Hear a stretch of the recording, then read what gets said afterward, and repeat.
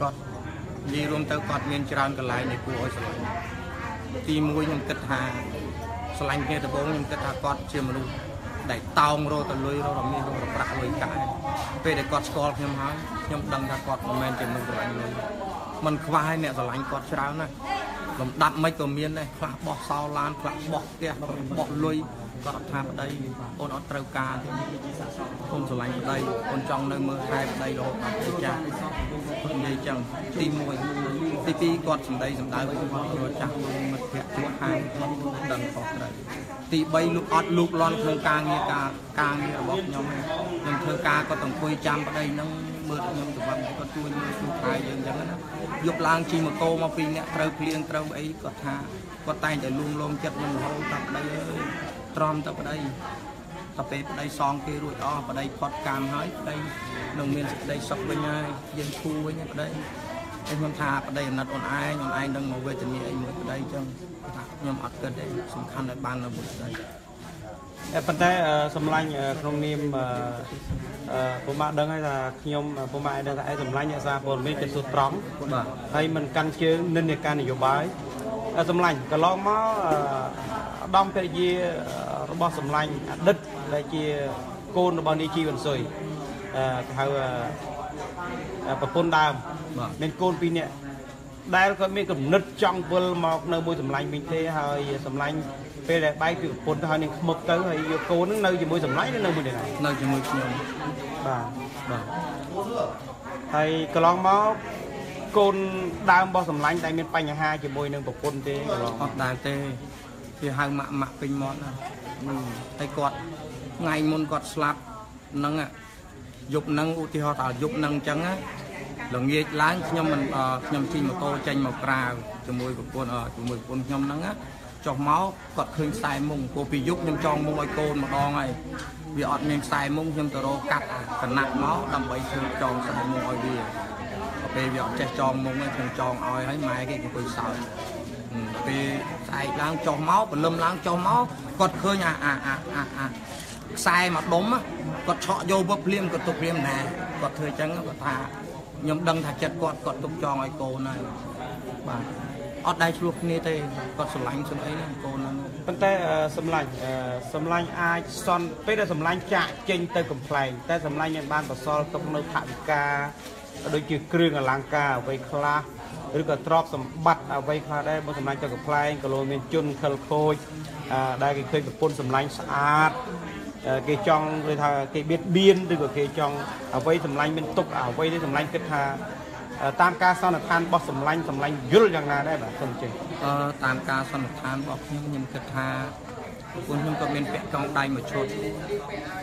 កងដៃហ្នឹងមិនមែនជា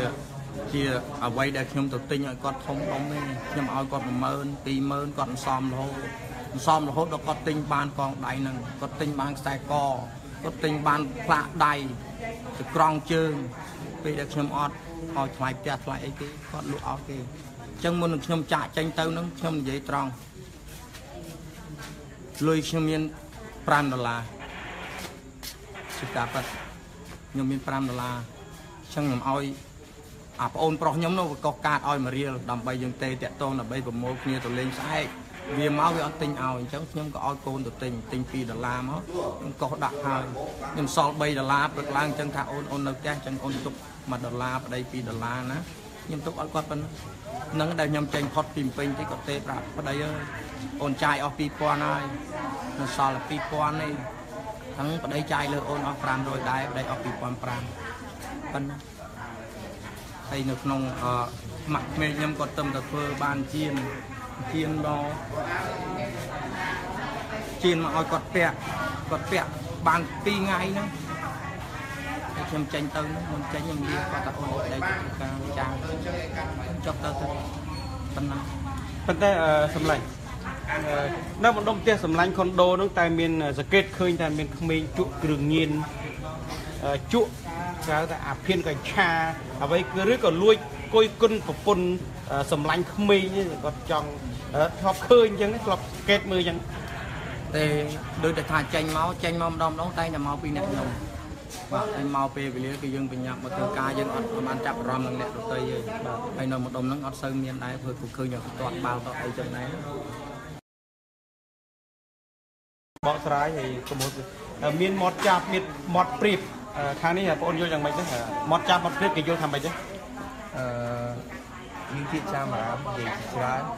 មានពាក្យចាមអារាមគេថាយ៉ាងម៉េចអីប្រហែលជាបងតាក៏អត់ទាន់បានមើលបានមើលប្រព័ន្ធផ្សាយទេអរគុណសម្លាញ់រសាសម្លាញ់មានទុកសូមជួយទៅជួយអរគុណបាទបងប្អូនដែលនិយមប្រើប្រាស់នៅបណ្ដាញសង្គម Facebook ជាទីគោរពបាននឹងជាទីនឹករលឹកហើយខ្ញុំបាទក៏មិនហ៊ាននិយាយអ្វីឲ្យជ្រៅជាងនឹងទេបងសាមគ្គីបាទអរគុណដល់បងប្អូនអរគុណច្រើនបានទីបងប្អូនទី2របស់ខ្ញុំអរគុណហើយបងមកកំពុងអរគុណហើយពីច្រើនខ្ញុំនិយាយចំទៅតែងតែមើលបងប្អូន2នាក់បាទហើយបើខ្ញុំមិនបានមកបងតែងតែមើលដែរអរគុណច្រើនជឿពងហើយបន្តការងារនឹងបន្តទៅទៀតបងអរគុណបងនិយាយឲ្យត្រង់ចេះប្រិមិត្តខ្ញុំឲ្យប្រិមិត្តបានយល់តិចខ្ញុំជាមួយនឹងបងសាមបន្ទឿនមិនមែនទើបតែស្គាល់គ្នាពេលនេះទេខ្ញុំធ្លាប់ធ្វើការជាកូនចៅគាត់នៅទស្សនាវដ្តីអង្គរធំការនឹងបងសាមបន្ទឿនជាគុណនាយករងនៅទស្សនាវដ្តីអង្គរធំនិយាយប្រវត្តិឲ្យស្ដាប់តិចហើយខ្ញុំធ្លាប់រួមការងារជាមួយបងសាមបន្ទឿនរយៈពេល2ទៅ3ឆ្នាំដែរហើយឥឡូវនេះគឺបងសាមបន្ទឿនក៏ខ្លាចទៅជាមនុស្សម្នាក់ដែល Facebook គេទទួលស្គាល់ហើយខ្ញុំក៏ជាមនុស្សដែល Facebook ទទួលស្គាល់ខ្ញុំនៅតែគ្រប់គ្រងបងខ្ញុំនៅតែគ្រប់គ្រងបងទោះបីបងយ៉ាងម៉េចក៏ខ្ញុំនៅតែគ្រប់គ្រងយើងកំពុងតែកាត់ទុកអរគុណបងហើយអរគុណឲ្យបងតទៀតទាំងអស់គ្នាបាទបងអរគុណបងប្អូនដែលនិយមប្រើប្រាស់ឲ្យក៏សូមអរគុណទៅដល់សវណ្ណរិទ្ធីដែលជានាយកគ្រប់គ្រងជាមួយនឹងលោកសវណ្ណរុក្ខាក៏បានឲ្យសយទឹកស្ដែងខ្ញុំអរគុណបងប្អូនសវណ្ណរិទ្ធិគិនបាទហើយបងប្អូនមុននឹងដល់ពេលនេះគឺថាប្រឹងប្រែងតស៊ូណាស់ក្រែងនាលខ្លះគេមិនល្បីគេមិនរាប់មើលយើងអីចឹងទេហើយឃើញបងប្អូនហាលភ្លៀងហាខ្យល់ពេលនេះក៏ដោយក៏នៅតស៊ូហើយបងបានពេលខ្លះផឹកនៅវត្ថុអត់ទេបងនៅតែជាបងខ្ញុំអរគុណជាបងខ្ញុំនៅតែរៀបជាបងជារៀបបងអ្នកផងមានប្រិមិត្តខ្ញុំបញ្ជាក់បន្តិចបងសាមន្ទឿនខ្ញុំនៅតែគោរពហើយនៅតែចាត់ទុកគាត់ជារៀមជាបងរបស់ខ្ញុំអញ្ចឹងបាទខ្ញុំសវណ្ណរិទ្ធីដែលកំពុងនិយាយអរគុណ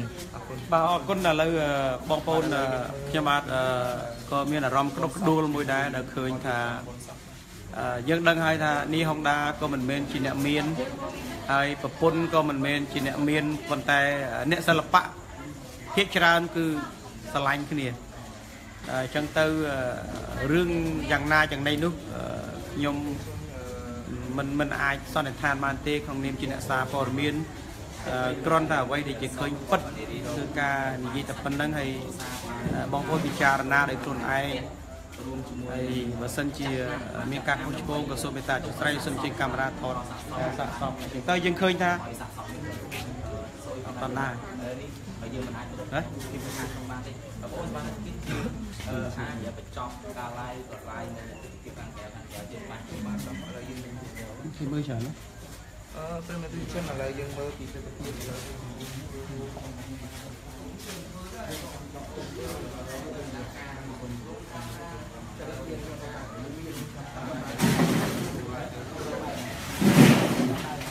កាមេរ៉ា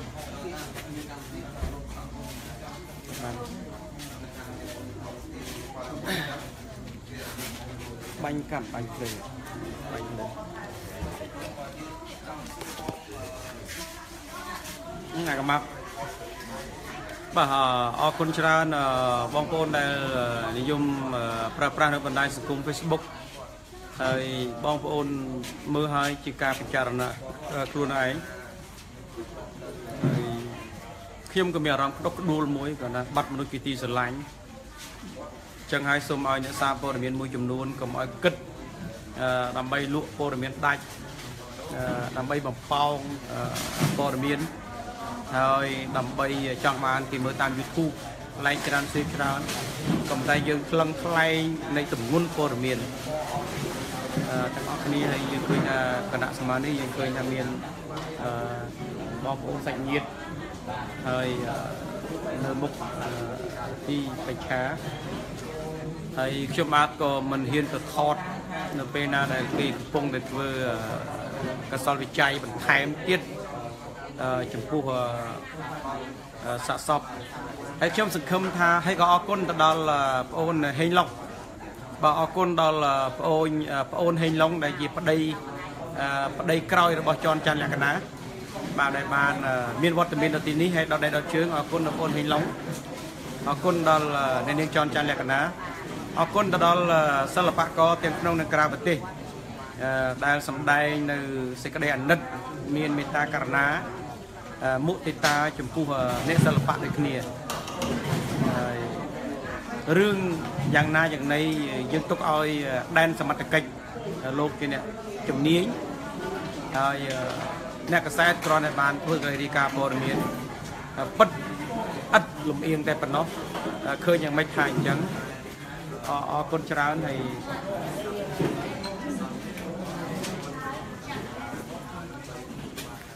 សូមតាមនេះទៅក្នុងគេអាចថតបានគេថតបានឡៃខ្មោចមកនេះ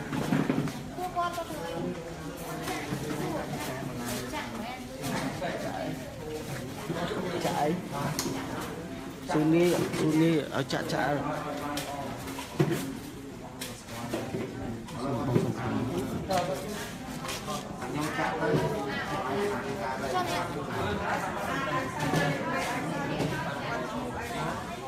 ដាក់បាត់ឲ្យភ្លេងមែន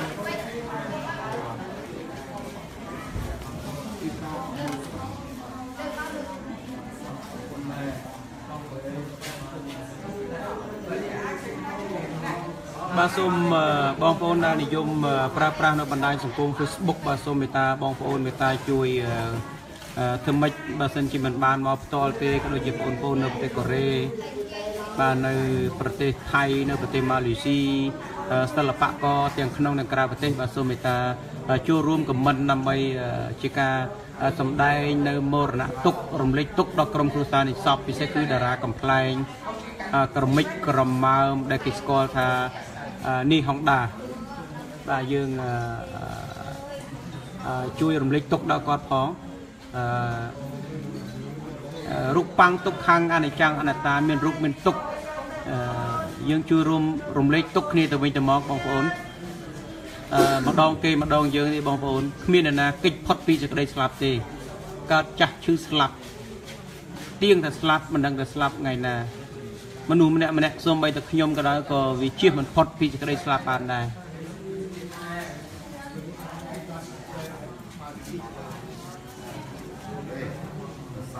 ហើយខ្ញុំបាទសានមន្ទឿនក៏សូមថ្លែងអំណរគុណចំពោះអាដាមលោកជំទាវលោកស្រីនិងកញ្ញាពិសេសគឺបងប្អូនបាទដែលនិយមប្រើប្រាស់នៅបណ្ដាញសង្គម Facebook ទាំងក្នុងនិងក្រៅប្រទេសជំនិច្ចការតែងតែបានគ្រប់គ្រងរាល់ព័ត៌មានរបស់ខ្ញុំបាទដែលខ្ញុំបាទសានមន្ទឿនតែងធ្វើសេចក្តីរាយការណ៍ព័ត៌មានជាបន្តបើសិនជាមានការខុសឆ្គងក៏សូមបងប្អូនមានការខន្តីអភ័យទោស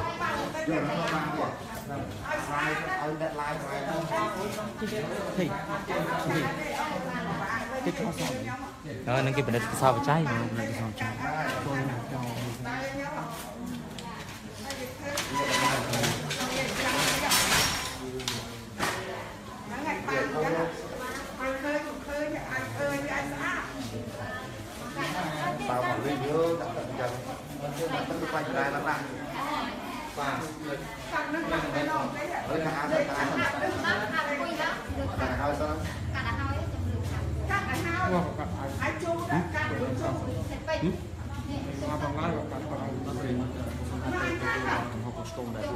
សូមទោសបងប្អូនអធិស្ឋានបងប្អូនផងដោយសារតែការតម្កល់សពគឺថាយើងមិនអាចធ្វើការផ្សាយផ្ទាល់បានទេបងប្អូនយើងទុកដោយសារយើងគោរពវិជ្ជាជីវៈនៃសារព័ត៌មានរបស់យើងហើយឃើញគាត់ខំបាំងឲ្យបងប្អូនហើយអធិស្ឋានផងសូមអធិស្ឋានហើយពេលខ្លះបងប្អូនកុំគិតថាចង់ឃើញមុខ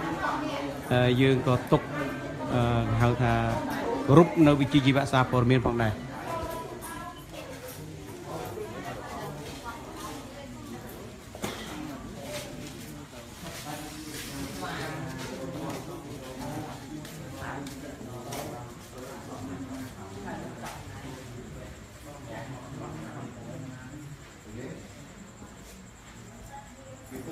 ខ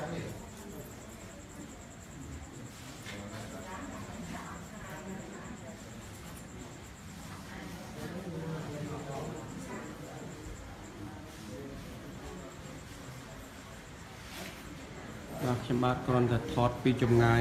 ពីបងប្អូនជាស្រ័យ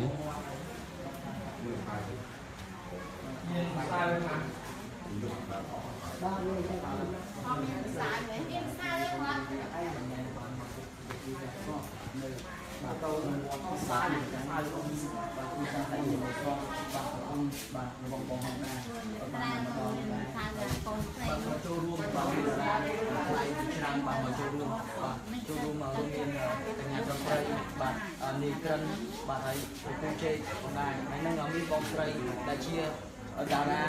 ចម្រៀងបាទចាស់វិរុទ្ធគឺបងស៊ុនរីម៉ូនីកាក៏បានចាំបើខ្ញុំមិនខ្ញុំទៅទៅទៅនោះបាទប្រពន្ធបងណានេះដែរបាទពួកខ្ញុំទៅគឺបាទសូមចូលរួមរំលែកទុកដល់គ្រួសារសពបាទបងខ្ញុំនេះបាទខ្ញុំមកលើឆក់ចូលបាទខ្ញុំ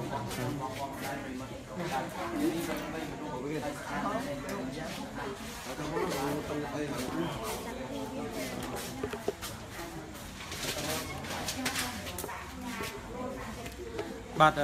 គណៈសមាជិកខ្ញុំបាទសានមន្ទឿនបាទក្នុងនាមជាចាងវាងកសែតសំលេងស្នេហាជាតិនិងក្រុមការងារ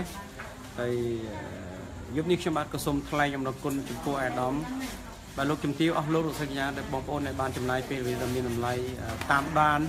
បាទរាល់คลิปវីដេអូរបស់ខ្ញុំបាទតាំងពីដើមរហូតចប់ហើយគណៈសមាជិកខ្ញុំបាទសានមន្ទឿន